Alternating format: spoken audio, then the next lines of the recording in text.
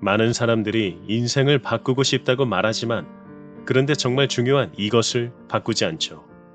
그래서 인생이 바뀌지 않습니다. 어떤 사람은 노예로 태어나서 왼쪽 다리는 불편한 불구였는데 자신만의 철학으로 학교를 세우게 되고 당시의 황제마저 그의 제자였고 존경을 받기도 합니다. 안녕하세요. 철학을 경제로 바꾸는 남자 최혜직입니다. 인생은 우상향입니다. 이걸 알게 되는 순간 모든 것이 달라집니다. 오늘의 철학자인 에픽테토스는 서기 50년경 오늘날의 터키 지역에서 노예로 태어난 사람입니다. 로마에서 한 관료에게 노예로 팔렸고 그 주인은 네로 황제의 비서였던 에픽라테스였습니다. 주인이 그의 다리를 고문하다 부러뜨려 평생 불구가 되기도 하죠. 그런 그가 어떻게 수많은 이의 스승이 될 수 있었을까요? 그리고 우리가 바꿔야 할 것은 무엇이 있을까요? 우리가 바꿔야 할 딱 한 가지는 바로 관점입니다. 오늘 소개하는 철학자인 에픽테토스 또한 노예임에도 불구하고 관점 하나를 바꾼 인물이죠.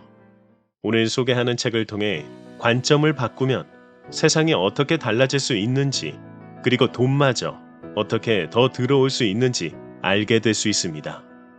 오늘 소개할 이 책도 짧지만 깊은 철학으로 관점을 바꾸는 책입니다. 황제였던 아우렐리우스가 에픽테토스의 말을 소장했던 것처럼 이 책은 여러분의 삶에 오래 남을지도 모릅니다. 오늘 소개하는 책은 구독자님께서 추천해 주신 책이고 제목은 나를 위해 살지 않으면 남을 위해 살게 된다입니다. 철인 황제로 불리며 명상록을 쓴 황제로 알려진 마르쿠스 아우렐리우스는 이렇게 말합니다. 그는 비록 노예였으나 내게 가장 큰 가르침을 준 스승이다. 황제마저 노예의 말을 들었죠.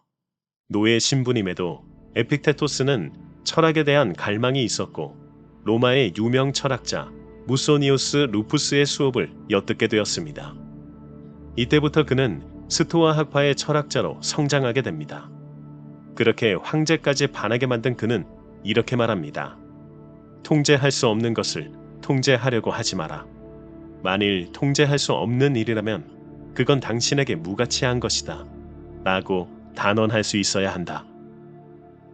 우리는 가지지 못한 것에 집착을 할 때가 많습니다.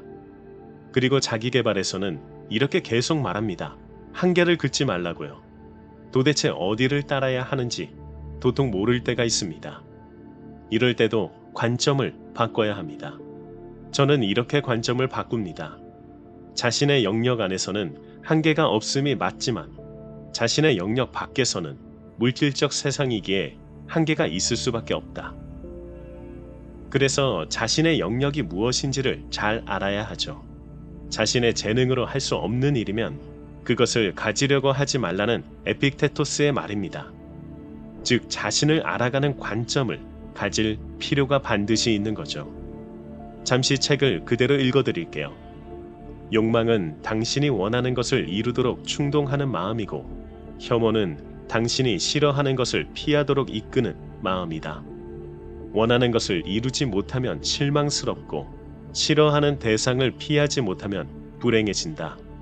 그런데 통제할 수 있는 나쁜 일은 회피하면 그만이지만 통제할 수 없는 질병과 죽음과 가난은 회피할 방법이 없다.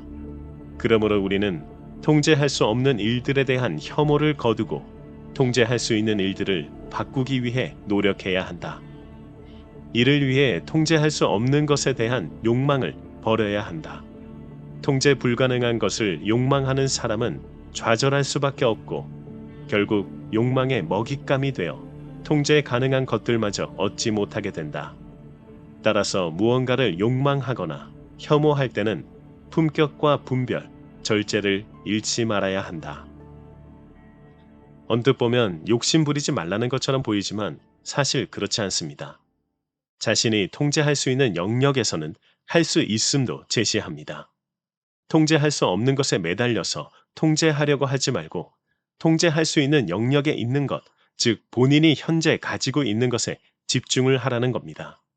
본인이 가진 것에 집중하게 되면 그것을 확장시킬 수 있습니다. 하지만 가지지 못한 것에 집중하면 가진 것조차 잃어버리게 되는 거죠. 이렇게 자신이 가진 것을 보는 관점으로 바꾸게 되면 결국 더 가질 수 있음을 말합니다. 이 책은 짧게 한두 장씩으로 충분한 울림을 주도록 되어 있습니다. 책 자체도 매우 얇고요. 황제였던 아우렐리우스가 그의 말을 기억하기 위해 이렇게 짧게 책으로 만들어 소장하고 다녔다는 이야기도 있습니다. 하지만 그 관점을 매일 훈련하지 않으면 다시 예전 시선으로 돌아가게 됩니다.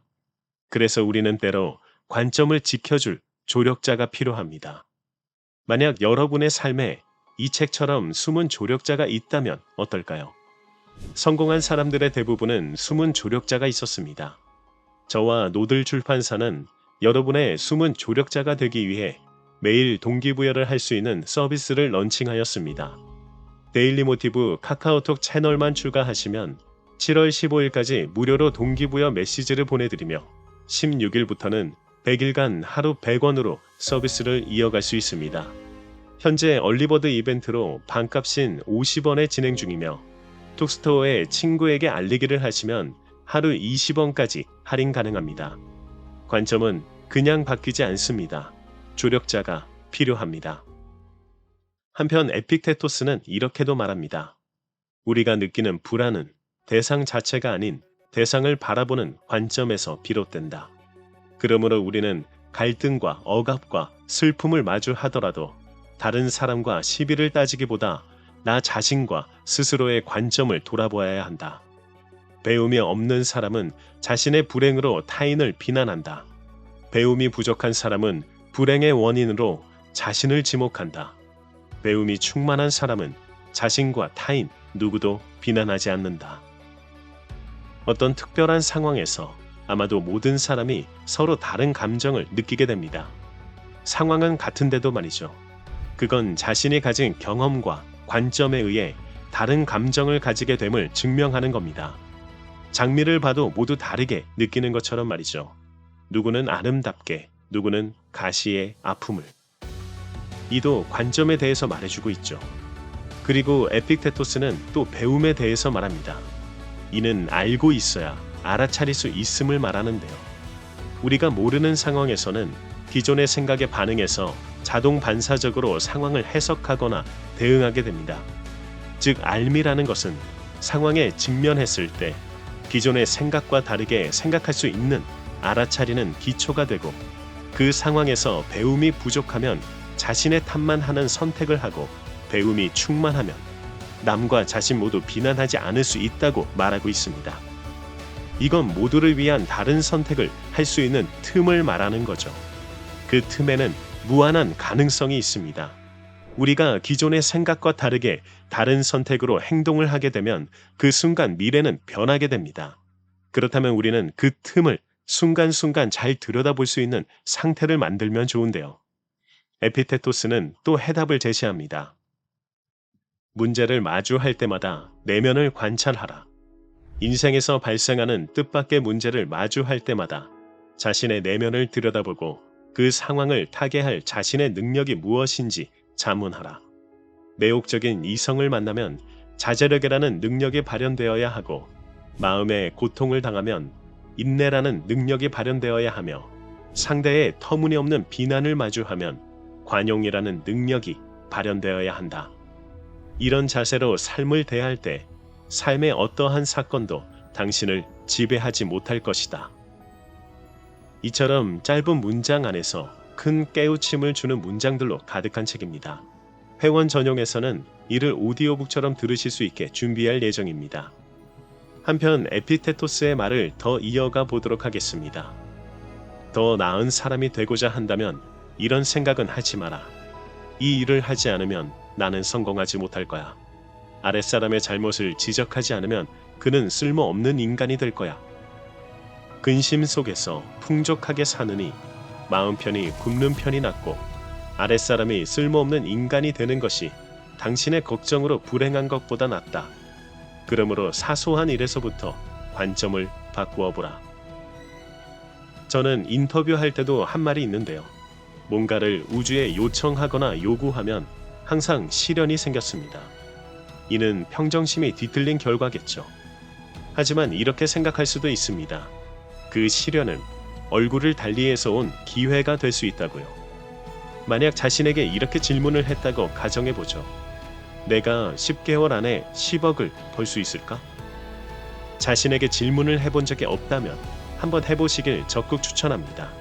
뇌과학적으로도 자신에게 하는 질문은 뇌가 그 일을 진짜로 받아들여 가능성을 찾으니까요.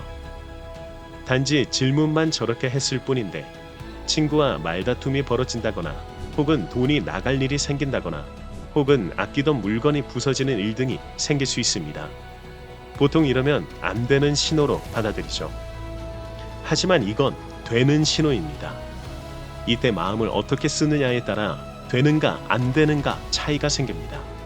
실제로 저는 저렇게 질문한 뒤 큰 돈이 나갈 일이 생기게 되었습니다. 그때는 돈이 나가는 게 싫지만 이렇게 관점을 바꿨습니다.